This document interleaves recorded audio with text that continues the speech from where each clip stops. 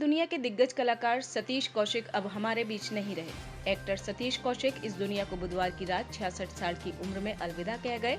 सतीश कौशिक एक दमदार अभिनेता थे और बॉलीवुड में उनकी एक अलग ही पहचान थी। अनुपम खेर ने ट्वीट करके सतीश कौशिक के निधन की जानकारी देते हुए लिखा है कि मैंने सपने में भी नहीं सोचा था कि 45 साल की दोस्ती पर ऐसे अचानक पूर्ण विराम लग जाएगा।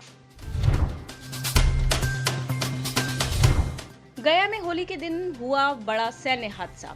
बिहार के गया में होली के दिन हुआ बड़ा सैन्य हादसा। सैन्य अभ्यास के दौरान गांव में गिरा तोप का गोला। तोप के गोले की चपेट में आने से 3 लोगों की हुई मौत। उमेश पाल हत्या को हुए 13 दिन पूरे, 13वीं के बजाय होगा शांति पाठ। उमेश पाल हत्याकांड को हुए 13 दिन पूरे, 13वीं के बजाय आज किया जाएगा शांति पाठ का आयोजन। दोपहर 12 बजे उमेश पाल के घर पर आयोजित होगा शांति पाठ। मृतक की आत्मा की शांति के लिए होगा शांति पाठ। केंद्रीय मंत्री एसपी सिंह बघेल भी शांति पाठ में होंगे शामिल। 24 फरवरी को उमेश पाल की हत्या कर दी गई थी। उमेश पाल की हत्या की साजिश का आरोप माफिया अतीक अहमद पर है।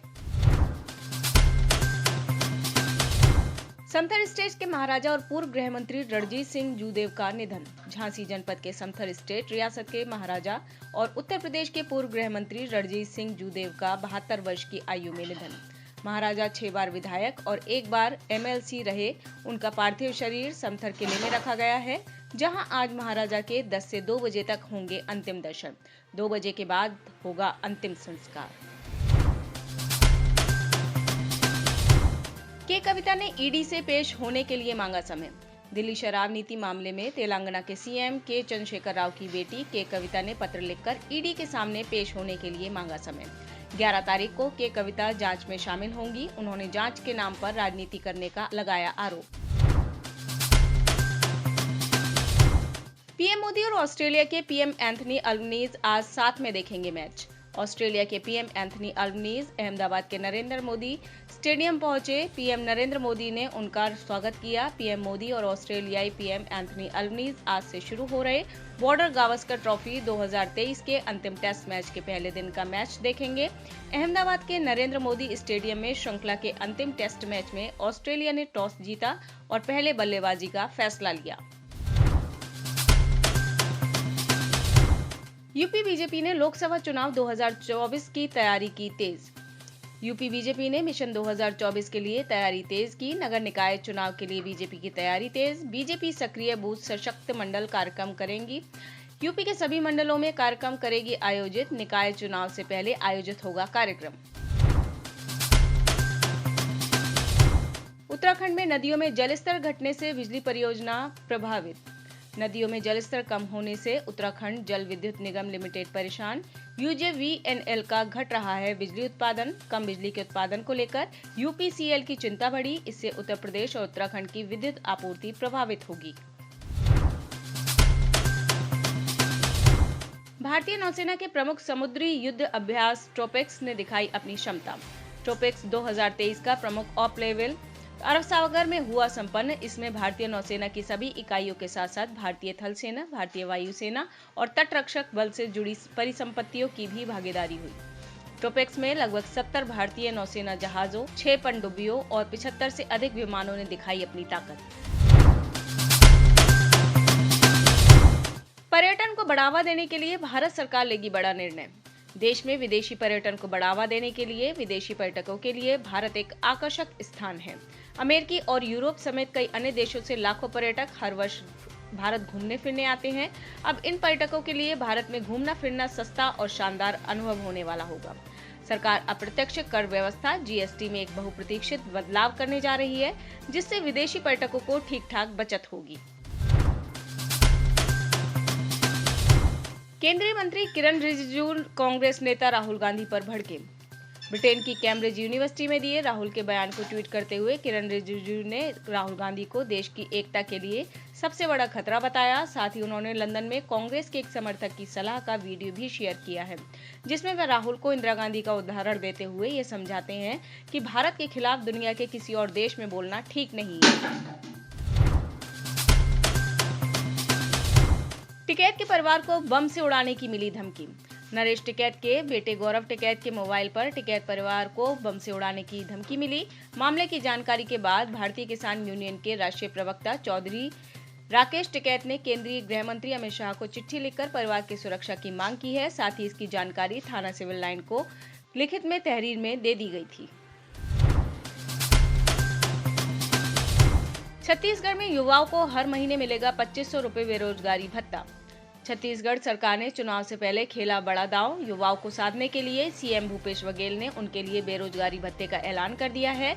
राज्य में युवाओं को अब हर महीने 2500 रुपये का बेरोजगारी भत्ता दिया जाएगा। पंजाब विपक्ष के नेता पीएस वाजवा ने मूसेवाला केस को लेकर दिया बयान। पंजाब विपक्ष के नेता पीएस वाजवा ने दिया बयान। सिद्धू मूसेवाला के माता-पिता आज यहां आए थे। उन्होंने कहा कि उनके बेटे की हत्या हुए 11 महीने हो चुके हैं। ऐसी कोई जगह नहीं बची जहां वे न्याय के लिए ना गए हों। आपके मंत्री नेता आश्वासन देते रहे कि हत्यारों को मार गिराया जाएगा और उन्हें न्याय मिलेगा।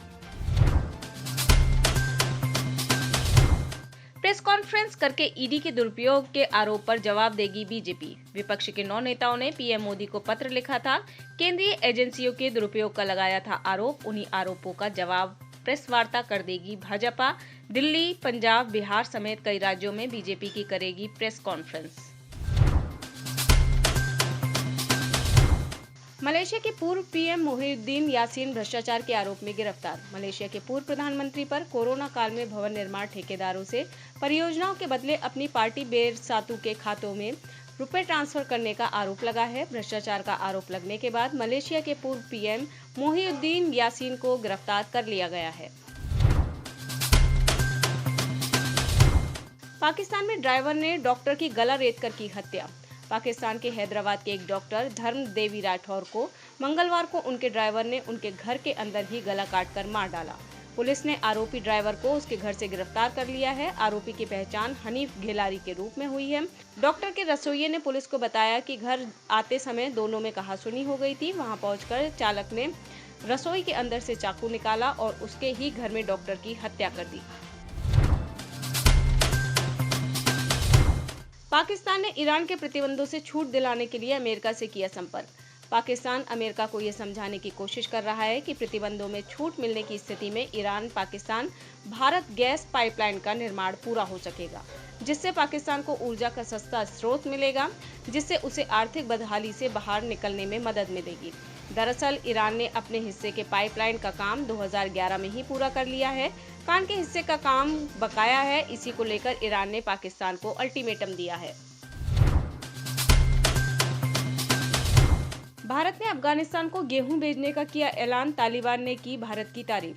भारत ने मंगलवार को बयान जारी कर कहा कि मौजूदा समय में अफगानिस्तान संकट का सामना कर रहा है। इसे दूर करने के लिए भारत मदद करेगा। भारत ने इस दौरान अफगानिस्तान को 20,000 मीट्रिक टन गेहूं देने का किया ऐलान। काबुल को यह मदद पाकिस्तान के रास्ते नहीं बल्कि ईरान के चाबहार पोर्ट के जरिए दी जाएगी और ऐसा तालिबान के कब्जे के बाद पहली बार हो रहा है जब भारत इस रास्ते से मदद भेजेगा। चीन ने कर ली है ताइवान की कब्जे की तैयारी। चीन की ताइवान को हथियाने की मंशा है। चीन के सीमावर्ती सभी देश चीन से परेशान हैं। अब चीनी विदेश मंत्री के एक बयान ने आशंकाएं और बढ़ा दी हैं कि चीन अब ताइवान पर आक्रमण करने की तैयारी कर रहा है। यही नहीं, मंगलवार को चीन ने अमेरिका को भी ताइवान मामले में दखल को लेकर चेतावनी जारी कर दी है। यह तनाव ऐसे समय पर बढ़ता नजर आ रहा है जब रूस और यूक्रेन के बीच पहले ही संघर्ष जारी है। क्रिप्टो करेंसी चुराकर परमाणु बम बना रहा किम जोंग उन। उत्तर कोरिया को लेकर बुधवार 8 मार्च को अमेरिकी खुफिया रिपोर्ट में एक बार फिर चौंकाने वाला खुलासा किया गया है। रिपोर्ट के मुताबिक उत्तर कोरिया का तानाशाह किम जोंग उन अपने परमाणु अभियान के तहत फिर से एक परमाणु परीक्षण करने की तैयारी में है। किम जोंग क्रिप्टो करेंसी चुराकर परमाणु बम बना रहा है। आप इस खबर के बारे में क्या सोचते हैं, हमें कमेंट सेक्शन में बताएं। साथ ही ब्रह्मास्त्र न्यूज को सब्सक्राइब और शेयर भी जरूर करें।